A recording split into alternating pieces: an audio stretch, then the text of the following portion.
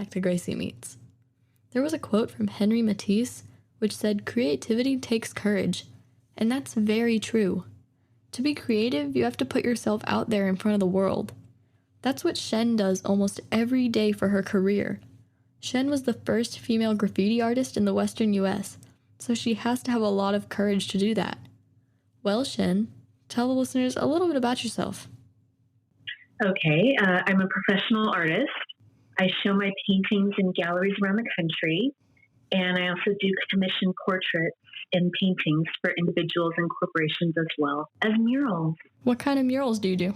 My specialty really is portrait. So if you look at my website, you'll see that most of my work are pictures of people. So that's typically my specialty.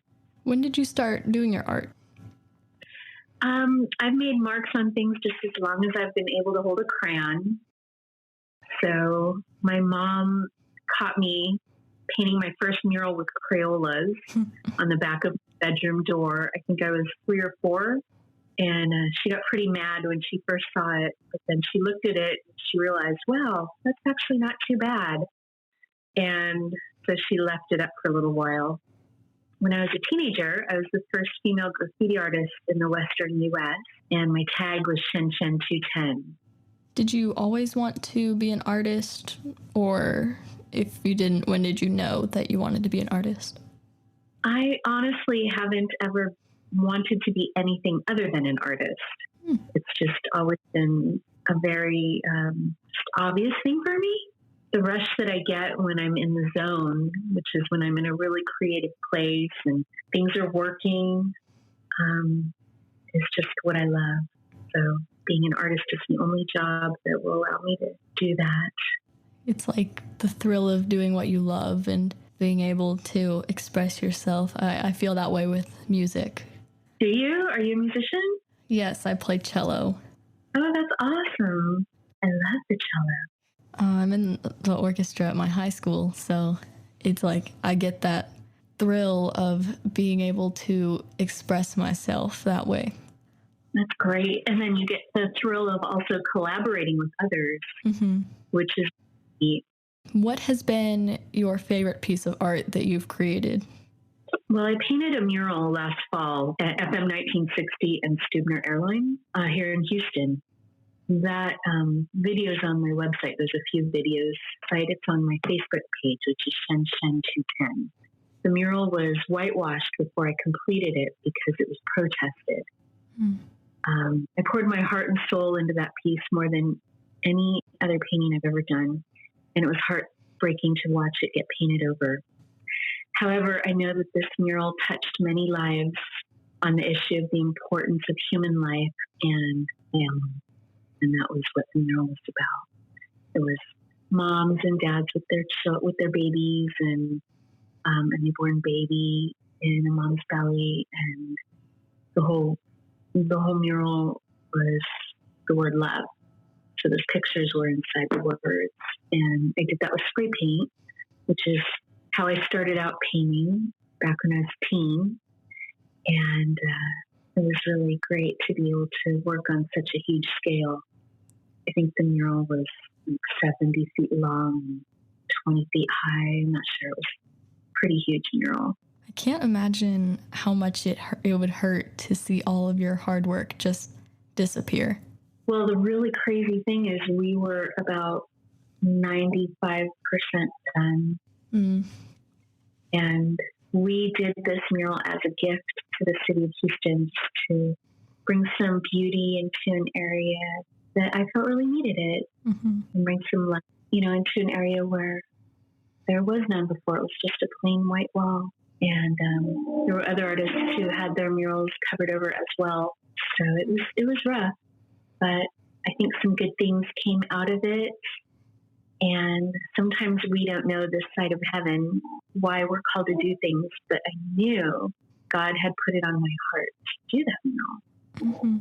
So I did it, and I don't have to be responsible for the outcome. I can just trust that God is up to something and is up to something, and I can rest in that, knowing that I just did my part.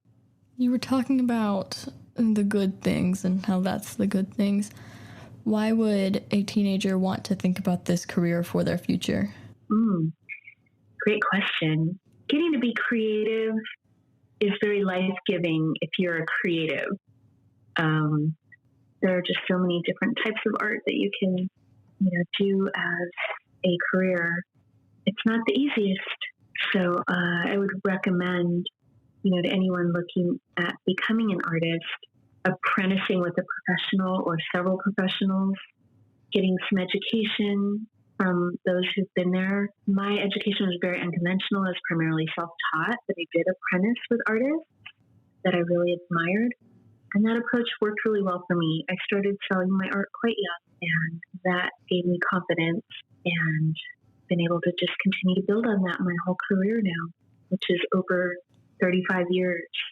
What do you think is the most unique part of your job? Like, what makes it not normal? Well, I get to work with people often to make their ideas a visual reality. So I'm taking the unseen and making it seen, which is a very unique skill to develop. Also, I learned that as I mature, I'm finding my own voice more and more. And one of the really great things about being an artist is you get better the older you get. So I don't have any plans of ever retiring. I love doing art just as much now, if not more, than I did when I was younger. And I love seeing just the results of discovering more and more as the years go by and new projects come. And there's just so much inspiration all around us that we can always be giving life through art. I like how this is one of those jobs where you can do it for the rest of your life. Like, there's no maximum age. Right. Are you familiar with Grandma Moses? No. Well, she was a painter. She's gone now. But she didn't start her first painting until she was 75 years old. Wow. And I don't know how long she lived, but she became one of the most notable painters in American art history. Wow. So whenever I start to get discouraged because of my age, or whenever I have a friend who says it's too late to start something new, I love to talk about Grandma Moses and how she started her career at 75 and she killed it. She just killed it. I like that. What has been your biggest achievement in your art career? Well, early on, I was asked to write magazine articles and travel around the country teaching workshops. That was wonderful. More recently, I was asked to paint a portrait for Supreme Court Judge John Devine. That was a huge honor. And one of my favorite things is that I get to have art shows in places where I want to travel, where I enjoy spending time the most. And I get to have my family with me. So that is a really awesome aspect of my career that I love. Did you have an influence in choosing this career, or was it always just from your young age that you wanted to do it? Well, I've always had just a real desire to know God better. And even before I became a Christian, I just had a longing for knowing the unseen and just an excitement for wanting to press in and find out what I could create. And so that was just, I think, what drew me into really being an artist, and also the love of being creative.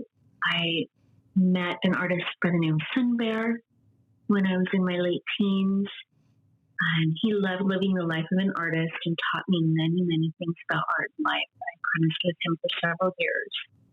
He taught me how to paint better and how to sell my work and show my work, and I'm very grateful for the influence he had on me. And there were many others as well. It's always good to have someone that can kind of guide you, like put you on the right path and give you tips. And because the only way that you're going to get better is to have practice and someone to help. So I think that's like one of the most important things in starting a career based on your hobbies. Yeah. And, there are just so many opportunities now with the internet to be online and learn how to sell art. And I just would encourage young artists to really get around some professionals and build some relationships. Take some classes from some local artists, or, see if you could help them. That's what I did. The way that I was able to work with my first mentor, Sun Bear, was I said, I just love your art. I'm crazy about what you do. And can I come and sweep your floor and clean your paintbrushes in order to just hang out in your studio? I just wanted to hang out in his studio and see what he did. And he gave me so much more than that. And I continued doing that for many artists over the years until I started to really develop my own style, my own voice. And then there were jobs I took as an artist along the way, and I could see how each one of those jobs did play a small part in helping me develop a certain skill. I airbrushed T-shirts at an amusement park for a long time. I worked for a silkscreen company and did designs for shirts, lots of different skills. And I even worked for several seasons as a server in a restaurant. And, all of those skills worked together to help me be a better business person and a better artist. Well, thank you for letting me interview you. Oh, you're welcome. Thank you so much for asking me. It's been a real honor. Being an artist takes a lot of courage and creativity. You have to be brave enough to put your art out into the world for billions of people to see and judge. Even if art isn't your thing, practice goes for anything you do. The old saying is practice makes perfect, and that couldn't be truer. To help practice, Shen mentioned mentoring with a professional who can give you constructive criticism. No normal person could be brave enough to take critiques and put their work out into the world. But then again, show me a normal teenager. Thanks for listening.